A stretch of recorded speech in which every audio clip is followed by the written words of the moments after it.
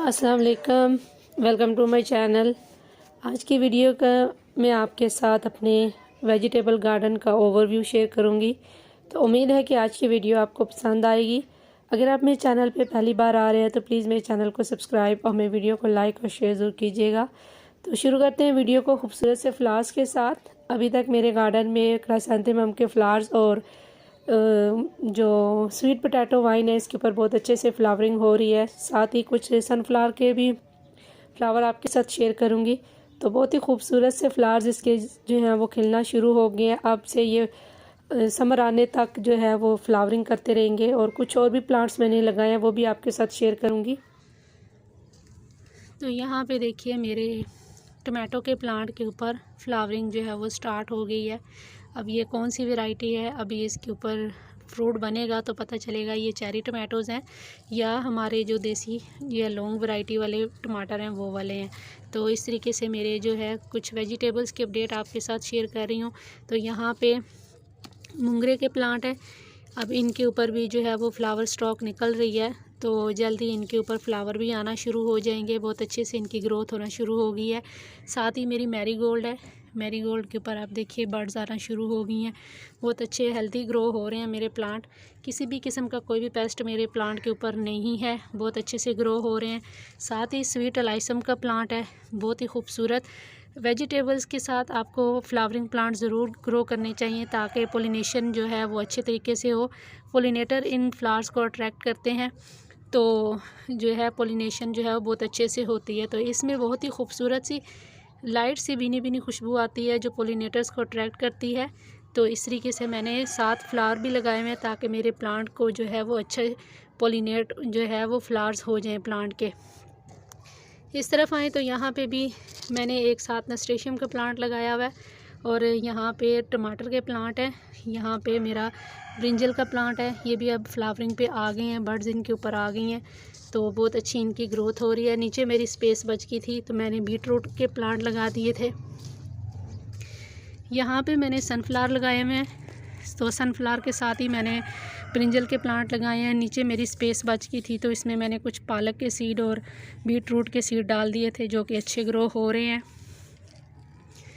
यहाँ पे मेरी जो है गाजर लगी हुई हैं जो कि बहुत अच्छी इन्होंने ग्रोथ पकड़ ली है। अब साथ ही एक ब्रिंजल का प्लांट भी लगा हुआ है, तो अब इनकी ग्रोथ अच्छी हो गई है। तो उम्मीद है कि नीचे इनके गाजरें भी बनेंगी।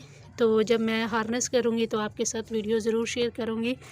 तो इस तरफ आए तो यहाँ पे मेरी ब्रिंजल के प्लांट हैं और इसके साथ मेरी यहाँ पे देखिए पालक कितनी अच्छी हो गई है और लश ग्रीन है मेरी पालक।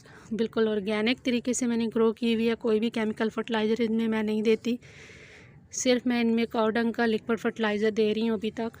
तो बहुत अच्छे से ये गए हैं।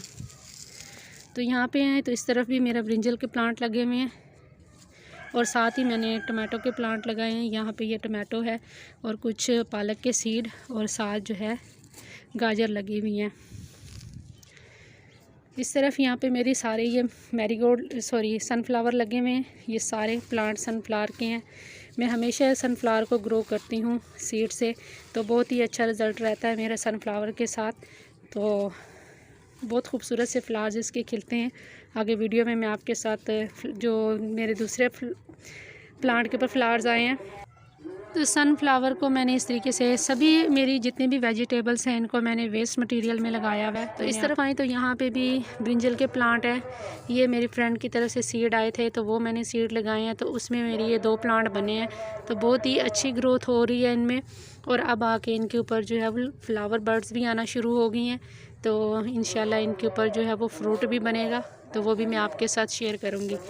यहाँ पे मैंने एक क्रेट में जो है पालक लगाई हुई है। पालक के साथ ही ख़ुद से ही यहाँ पे कहीं जो बीज गिर गया होगा टमाटर का तो वो निकल आया है। तो इस तरीके से कुछ मैंने इसके अंदर मूली ग्रो की है।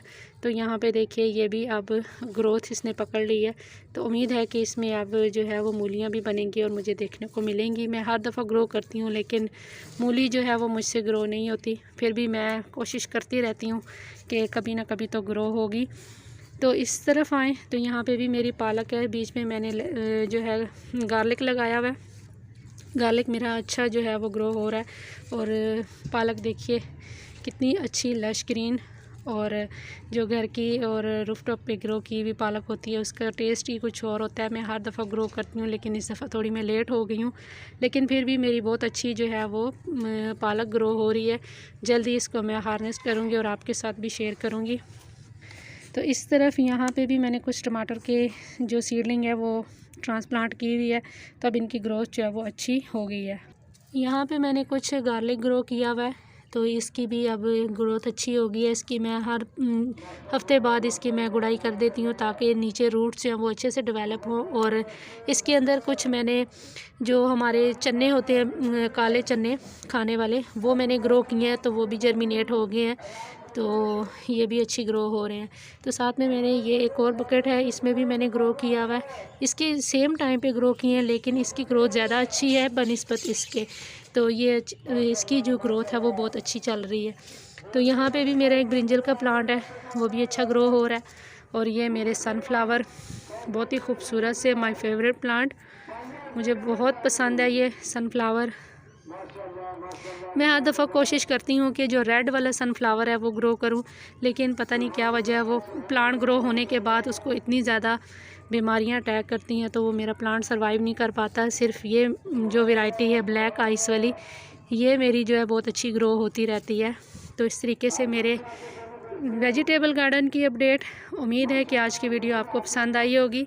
अगर आप मेरे चैनल पे पहली बार आ रहे हैं तो प्लीज़ मेरे चैनल को सब्सक्राइब और मेरे वीडियो को लाइक और शेयर ज़रूर कीजिएगा। फिर मिलेंगे किसी और नई वीडियो के साथ, तब तक के लिए अल्लाह हाफिज़।